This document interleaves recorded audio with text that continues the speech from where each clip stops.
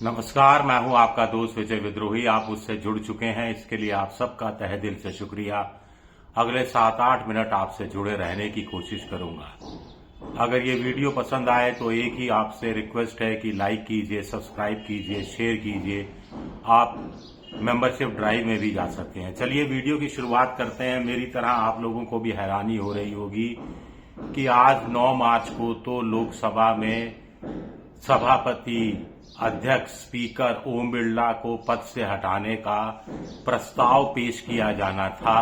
उस पर गंभीर चर्चा होनी थी, उस पर फिर वोटिंग होनी थी, लेकिन चर्चा छोड़िए, वोटिंग छोड़िए, प्रस्ताव पेश तक नहीं किया गया। तो क्या विपक्ष को प्रस्ताव पेश करने से रोका गया? क्या बीजेपी नहीं चाहती थी कि प्रस्ताव पेश किया जाए? क्या विपक्ष ने प्रस्ताव जानबूझकर आज पेश नहीं किया, रोक लिया? क्या दोनों के बीच में कोई डील चल रही है जो अंतिम दौर पे है, इसीलिए आज का दिन जैसे तैसे 2 बार सदन की कार्रवाई को बाधित कराकर टाल दिया गया। 2 बार देखिए सदन की कार्रवाई स्थगित हुई। 11 बजे सदन बैठा, तुरंत कार्रवाई 12 बजे के लिए स्थगित होती है। 12 बजे सदन बैठता है, 3 बजे के लिए स्थगित होती है। 3 बजे सदन बैठता है और अगले दिन के लिए स्थगित हो जाती है। जबकि सब क्या उम्मीद कर रहे थे? सब उम्मीद कर रहे थे कि विपक्ष प्रस्ताव मूव करेगा, 50 से ज्यादा सांसद खड़े होकर समर्थन करेंगे और उस पर बहस शुरू होगी। विपक्ष के लोग चुन चुनकर ओम बिरला पर पक्षपात करने के आरोप लगाएंगे। सरकार चुन चुनकर ओम बिरला का पक्ष रखेगी, उनका बचाव करेगी। जरूरत पड़ी तो ओम बिरला खुद खड़े होकर अपने आरोपों पर सफाई पेश करेंगे। उसके बाद ध्वनि मत से प्रस्ताव गिर जाएगा या वोटिंग होगी और वोटिंग के बाद प्रस्ताव गिर जाएगा। हां, इतना पता लग जाता कि सत्ता पक्ष के साथ कौन कौन है और विपक्ष के साथ कौन कौन है। लेकिन ऐसा नहीं हो सका। ऐसा नहीं हो सका तो इसकी पीछे कुछ खास वजह होनी चाहिए। क्या कांग्रेस ने अचानक स्ट्रेटेजी चेंज कर ली? क्या विपक्ष ने कांग्रेस को मजबूर किया कि स्ट्रेटेजी चेंज कर ली जाए?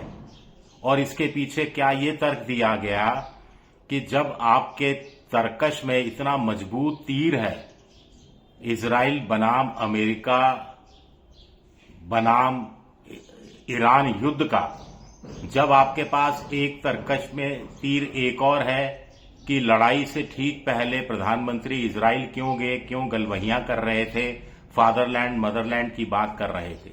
जब आपके तरकश में एक और तीर है कि रूस से भारत तेल 30 दिन के लिए खरीदेगा, ये चीज भी, ये टर्म भी डिक्टेट करने लगा है अमेरिका, तो फिर भारत की इज्जत क्या रह जाती है, सार्वभौमिकता क्या रह जाती है और मोदी की विश्व गुरु की छवि क्या रह जाती है?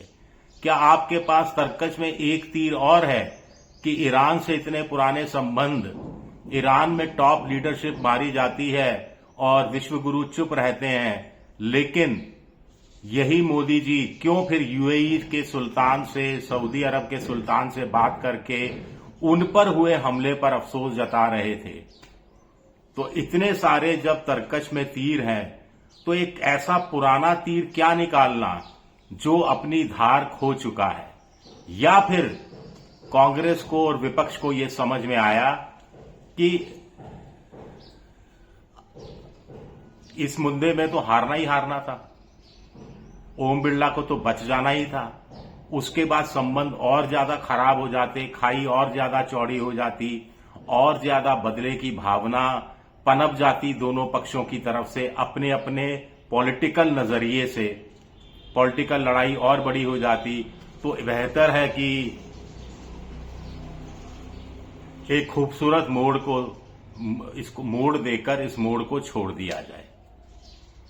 क्या एक तर्क और दिया जा रहा है कि क्या विपक्ष को ऐसा लगा कि अविश्वास प्रस्ताव लाकर जो अचीव करना चाहते था विपक्ष, क्या जो चाहता था विपक्ष अचीव करना, वो तो वैसे ही अचीव कर लिया। लोकसभा अध्यक्ष सदन में नहीं आ रहे हैं, सोशल मीडिया पर लगातार चर्चा हो रही है, सोशल मीडिया पर मीम्स निकाले जा रहे हैं, वीडियो लाए जा रहे हैं, जो उनके काम करने के, सदन चलाने के तौर तरीके को सामने रख रहे हैं।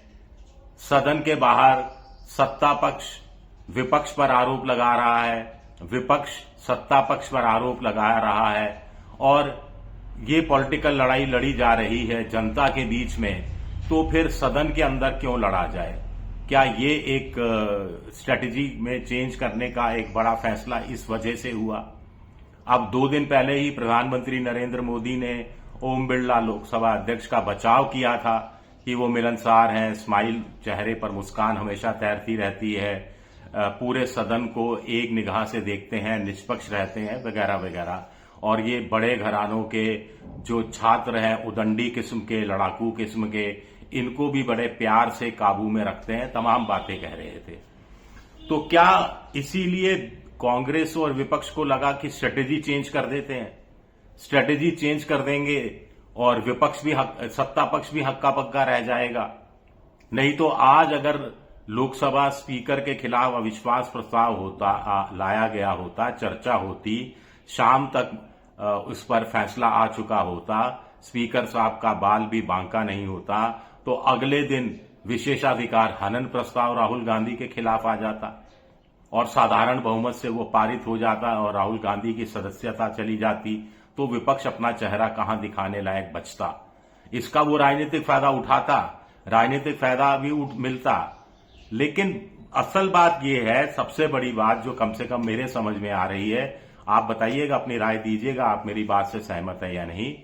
मुझे लगता है कि विपक्ष को यह लगा होगा कि ऐसे समय में जब कच्चे तेल का दाम 110 बैरल प्रति बैरल हो गया है, $110 प्रति बैरल हो गया है, जिसकी बढ़ने की आशंका है, जब गैस के दाम सरकार को 60 रुपए प्रति सिलेंडर बढ़ाने पड़ रहे हैं, घरेलू गैस सिलेंडर के, जब आर्थिक मंदी की आहट दिख रही है, जब स्टॉक बाजार में 12-13 लाख करोड़ आज ही स्वाह हो गए, जब आम जनता आशंका से ग्रसित है, तो ऐसे में उसको 140 करोड़ भारतीयों के साथ खड़ा होना नजर आना था। जनता ये नहीं सोचे कि हम मरी जा रहे हैं। आप यानी विपक्ष के लोग सत्ता पक्ष पर आरोप लगाते हैं कि आपको 140 करोड़ की परवाह नहीं है, खुद की छवि की परवाह है, खुद की इमेज की परवाह है, और आप यानी विपक्ष में रहते हुए भी अपनी अहम की लड़ाई लड़ रहा है। एक स्पीकर को हटा दिया जाए, नहीं हटाया जाए, निष्पक्ष नहीं है, इस बहस में उलझा हुआ है, 140 करोड़ लोगों के बारे में कुछ सोच ही नहीं रहा है। कितना गलत मैसेज जाता जनता के बीच में। तो इस लिहाज से रणनीति बदली गई। सोचिएगा और बताइएगा कि आपको क्यों लगता है कि विपक्ष आज चर्चा क्यों नहीं कराना चाहता था ओम बिरला के खिलाफ दिए गए अपने ही अविश्वास प्रस्ताव पर। शुक्रिया मेरा वीडियो देखने के लिए। फिर एक अनुरोध जाते जाते, लाइक कीजिए, सब्सक्राइब कीजिए, शेयर कीजिए अगर पसंद आ रहा हो तो। शुक्रिया।